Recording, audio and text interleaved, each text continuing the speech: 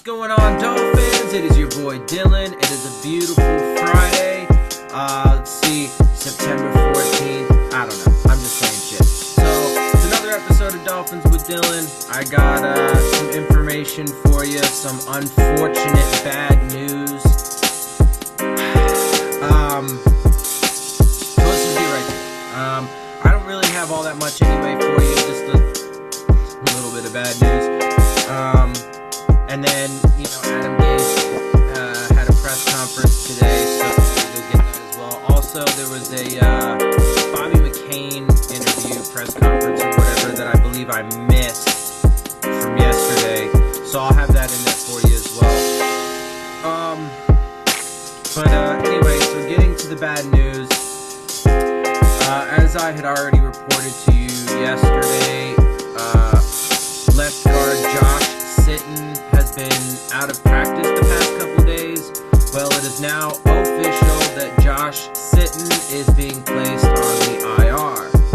And unfortunately, it's season ending. He will not be able to come back halfway through, so he would not be one of the players that would be eligible to come back halfway through because he's not going to be ready halfway through the season. That's very unfortunate. It's super unfortunate because, our offensive line was definitely becoming a strength of this team, and that's super important for us. We do still have, some pretty solid depth. Ted Larson, I would assume, is expected to fill into that spot. It was a rotator cuff. He tore his rotator cuff in the season opener, so that's super shitty.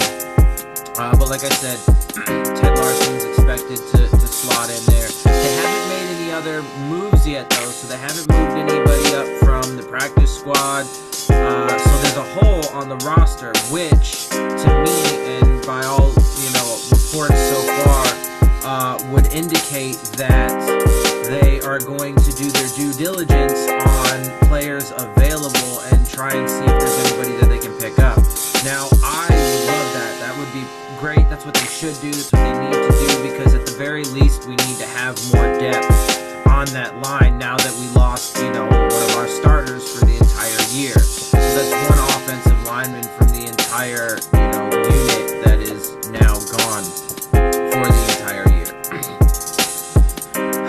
So anyway, there was someone, Joe Shad had posted out on Twitter from Spot Track. It was a list of guards that are available right now, and there's some good ones out there. So, hopefully the Dolphins are doing their due diligence sometime between now and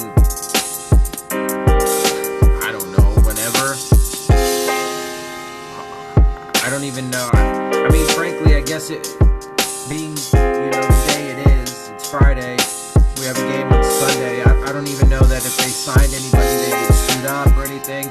There's reports that we may even just go 52 players, against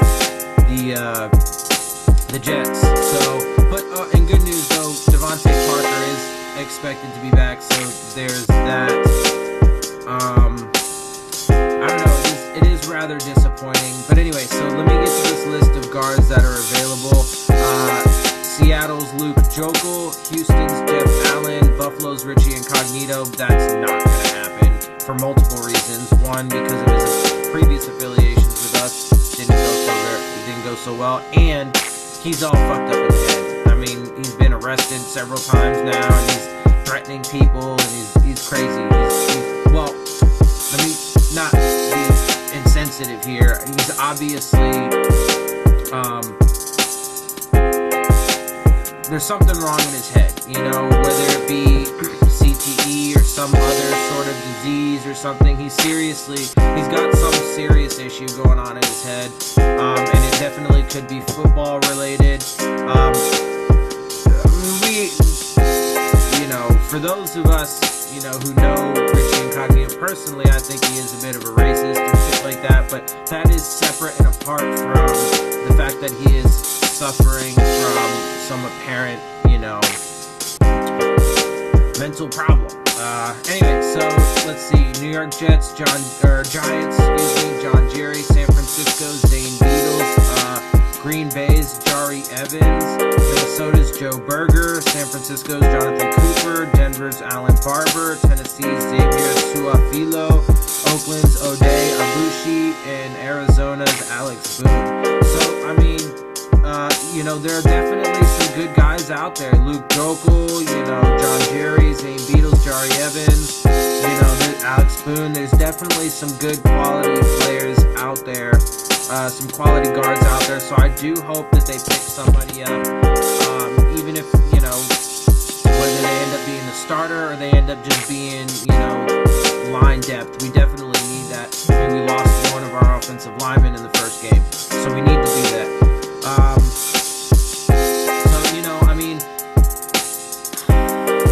We'll just have to wait and see. Ultimately, I don't think that's going to be that much of a difference maker in this upcoming game. I still think we're gonna smash on the Jets. I've watched our game and I've watched their game again, and the more I watch them, the more I study the film on both our, previous game and their previous game. They're definitely, the Jets are going to be better than they have been, in previous years, and I think they definitely have a solid direction they're heading in and everything like that. I expect that they're gonna, start making the AFC East a little bit more competitive, but they are not as good as, what you would be led to believe based off of just the stats.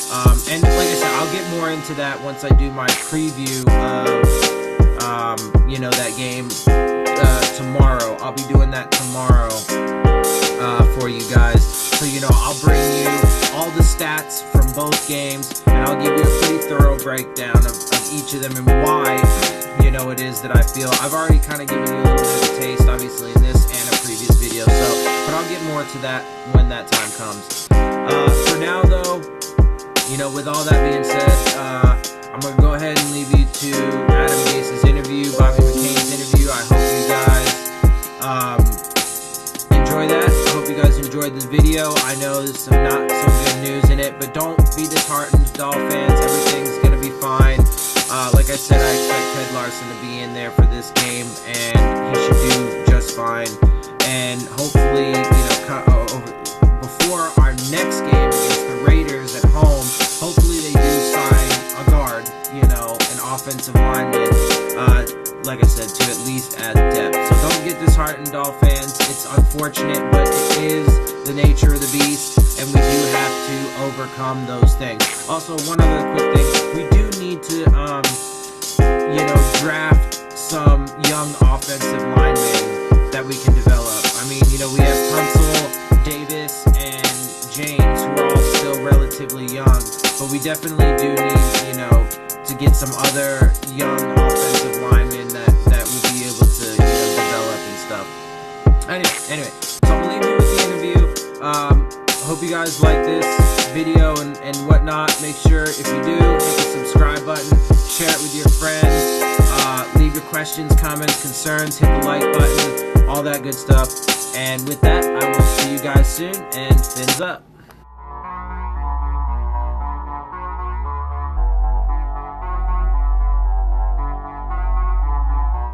What added responsibility comes with it? Do you have to? I wouldn't say any added responsibilities. I'll just say at the end of the day, just lead and people follow. At the end of the day, when people think you got to be a captain, they think you have to be a rah-rah guy, or they think you have to be somebody that you're not. At the end of the day, just be yourself, and that's what I'm going to be myself. Go out, make plays, do the right things. We ain't got but two rules here, and that's be on time is one of them, and do your job is the next one. So as long as you be your own time and do your job, you'll be in great shape. What did you see in Josh Darnold? Say it again. Josh Darnold. Sam Darnold. Did I say Josh? Oh, good.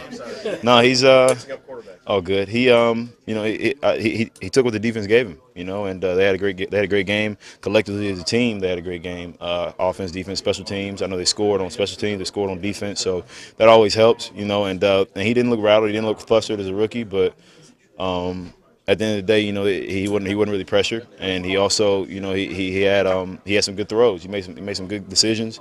Maybe not the first one, but he made some good decisions after that. And to see a rookie bounce back like that it shows that he's got a little something to him. So I think he's a good player. They got a good team, and we're going up to try to take a W. To expand on that, I mean, his first pass was a pick six. He just seemed to let that bounce off. It didn't seem to affect him at all. What does it say about his maturity and resilience? Oh, it's very resilient. For your first pass to be a pick six, and you come back and have the performance you did, it shows that he's been working. And like I said, I'm excited to play. It's Jet Week. You always can get excited for Jet Week, no matter what. No matter who's the quarterback, no matter who's playing. So, like I said, it's going to be a hostile crowd. I told the young guys, it's going to be a hostile crowd. You're going to go up there, and it's going to be a lot of boos. You're going to be alone, but you got just look to your left, look to your right. You got the man next to you. Bobby, I think a lot of people see him as the rookie quarterback. So, is there danger if dropping that label on him going into a game like this? I wouldn't label him. I mean, he is a rookie and he is a quarterback, but I mean, some of the passes, some of the things he does, and some of the passes he makes, you can see that he works and he understands the concepts of football. He understands the concepts of where he's going and what his reads, his progression. So, like I say, at the end of the day, it's just a quarterback, and we're trying to take the ball away. At the end of the day, he's like you say, he's a rookie, but he didn't play like one. So. How difficult is it when you don't have film on a young player like that? Yeah, that is different. It's definitely different when you don't have a lot of film on a guy, or when you don't have a lot of film on a receiver, a quarterback, a coordinator. Yeah. You never know, or a new head coach. You never know what's in store. So just looking at film from the preseason. Looking at film from the first game, of course, and even if if you want to go, just take a look at some of his senior or senior year tape, where just look at maybe the turnovers, just see like what he did wrong, what he did right. So just it's difficult, but you can find ways around it. Have you done that this week, Bobby, at all? Have you looked at USC tape? No, I haven't. No, yeah, I haven't looked at the USC tape, but I will.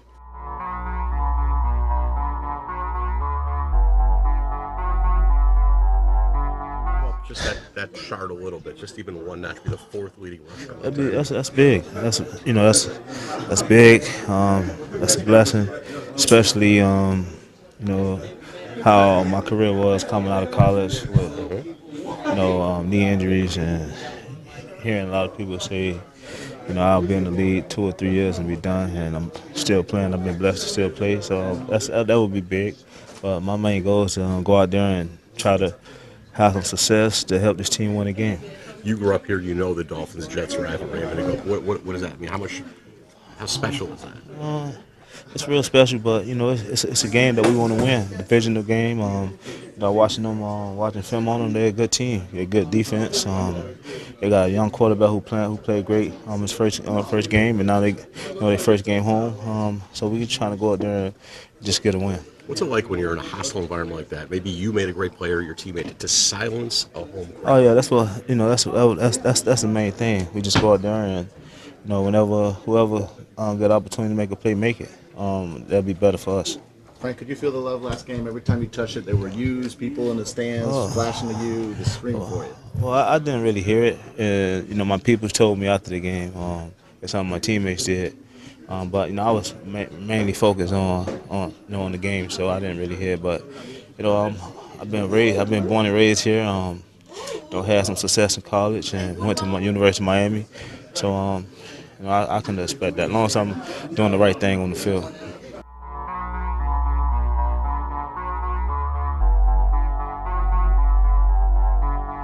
For that 75-yard touchdown, what do you see, and what are you thinking?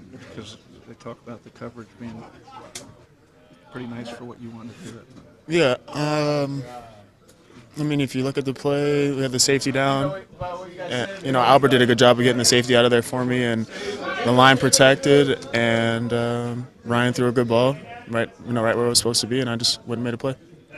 Gase said he wants to get you in that 7 to 8 catch range. You said 4 catch range. Whatever we got to do to win.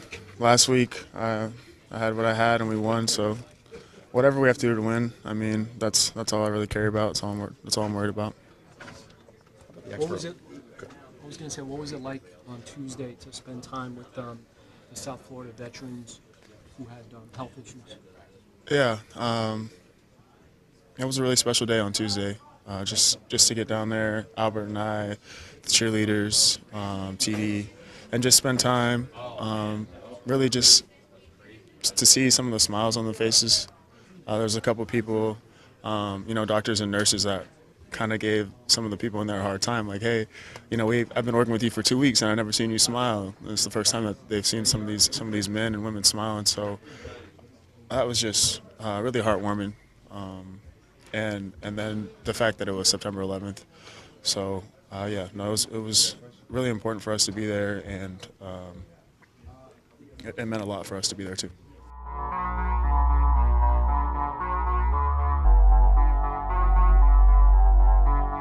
Could prevent him from ever playing again. Ted has had kind of an interesting ride here. Things didn't work out the way he wanted with getting injured coming into last season. And then I think he had said last year he would prefer to play on the right side versus the left or something like that. So how has he handled all of the kind of tumult throughout his year and a half here? Ted doesn't say much. He handles everything like a pro. Had a good conversation with him before we started the spring as far as how I saw his role and really why we were really giving Jesse the right guard job, and without him being able to compete for it. He's a competitor. He wanted to compete for the spot, that's fair. I understand that, especially going into your ninth season. And he did a great job of stepping in with that second group, playing multiple positions, both sides and center. And, now it's kind of come about to where he's got to step in and be a starter for us. And, it feels good to be able to at least have a guy that's started 76 games, including playoffs, over his career. And that's a positive for us. So you sat him down and basically told him we're giving this job to Jesse, a much younger guy. He was good with it, or? He just wanted to compete for it, but right. Ted's a pro. Like, not everybody's going to throw a temper tantrum. Like, a lot of guys understand what this business is, and they go about it right. Things work out. Adam, with Travis Swanson, he's played guard in Detroit before. Your comfort level with him at guard if he has to play guard at some point? I'm going to trust Jeremiah on anything that has to do with moving the line around. So that's where he's the expert at. I don't try to act like I know more than I do. So he has a good plan is going into this game, and we've had all week to prepare for it. Feel good about Ted playing like guard for the long haul, or do you anticipate looking outside for more help? No, we're not going to be looking anywhere. I like our group. Is Brock the backup quarterback again this week? I don't know. We'll find out. You don't know? Adam, with Josh Sitton, I know that he had developed a good relationship with Laramie. What happens with Laramie as far as his, do you break in a new guard? I know he played with Ted a little bit, I guess. So, that's kind of the benefit of, Ted's been here. Those guys have played next to each other and they've practiced together. And I think Josh was a very positive influence on Laramie. Those two guys worked well together, and I think this will be a good transition for us, a smooth transition, because Ted is a good communicator, and he can pick up kind of where Josh left off, and Josh is going to be around. He's going to try to help our guys as much as possible when he's available to do so. I know he's going to have a procedure at some point, so we'll probably lose him for a few days, but he's not going to go far. We still have him under contract for another year. We anticipate him coming back next year, so we like the fact that he's going to be around. It's obviously tough to lose any player. Is it especially tough with Josh? There were such big plans from you, such a key part of what you were doing. I think anytime you lose a guy that's been all in, it's tough for not only coaching staff, players, everybody really involved in the organization. And really, at the end of the day, you look at it for that guy, because all of us might be doing our jobs for a long time until we're 50, 60, 70 years old, where these guys have a very short window, and they lose a season. That's a lot of years, really, for a normal job. So, he's put so much into this year, and he put so much into what we were doing as a team that, I probably feel worse for him than I do for us. Has he made a contribution already? Do you feel like you've seen some of what you wanted as far as the benefit maybe to Laramie? Yeah, I see just his attitude and the way that his presence kind of help that O-line room. I think him and Kilgore have done a great job of coming in there and kind of, being two new faces and becoming leaders. Josh is a leader in his own way. He's not much of a talker, but, when he speaks, guys listen. And I think him and Laramie developed a really good relationship. I think he was a positive influence on him, and I think he will be moving forward. And there's something about him. You're around him long enough, you kind of you notice he's got a little quiet swagger about him. How did Devontae get through the week of practice, and is he still on track to play Sunday? I thought he did a good job with what we asked him to do. Got him in some live team reps, and he's running well. He's catching the ball well. Seems like he's not having any issues catching the ball. So, we'll have our discussions here in the next 2 days to figure out how we really go about it from here.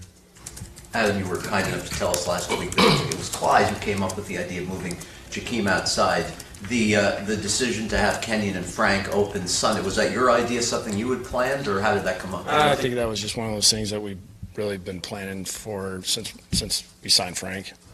That's nothing revolutionary. It's just getting good players on the field. That's all we're trying to do. And one other thing on that general topic, the decision you made in mid-August to move Bobby outside, obviously it's something that had been done before. It was done in the spring, it was done last year. Was that something Matt suggested? Do you recall? I didn't really have anything to do with that. Those guys, I don't mess with them too much on what they want to do as far as personnel goes, who's playing where. If I have a suggestion, I'll make it, but I rarely say anything because I trust those guys. That's why they're there. And those guys came up with the idea of this might be the best for us right now, and moving forward, maybe it changes. We didn't know, but I was comfortable with it. Since it was Bobby, I was comfortable with it because I trust him with wherever we put him. Listening to some of your comments earlier this week about using a rotation of tight ends, it seems like you haven't really done that much in your past.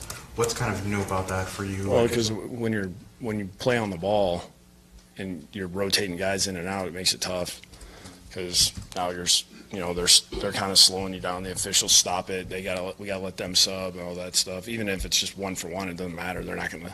Officials aren't gonna look and be like, oh, it's tight end for tight end. You guys are good. So it's easier when one guy just stays in because now you keep a better rhythm. But we'll kind of have a good idea of what we want to do. I feel good about what we got this week. I was talking to your backup deep snapper, Lucas Gravel, about last week and everything. Turns out he's an interesting story, but he said that at TCU, I think they only punted 8 times. He had 4 of the solo tackles. Is there such a thing as an athletic deep snapper, or what else do you do?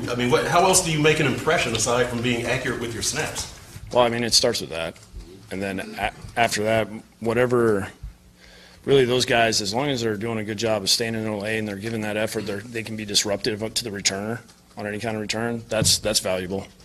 I think over my career, I don't know how many guys I've actually been around that have been dynamic athletes or been involved in the, in the tackle a whole bunch. So I think it's rare. I think the last guy I can think of was Brian Jennings, might have been the one guy in San Francisco that I remember would play tight end, and long snap. So I'm sure there's been other guys that I didn't know about, but that's the last one I remember. Is there an optimum body type for that? Because Lucas doesn't seem to fit it. No, I think when you're a long snapper, if you have, if you're accurate and you have velocity and can get it back there quick and you're good with the protections, I think most special teams coaches, that's ideal starting point for them.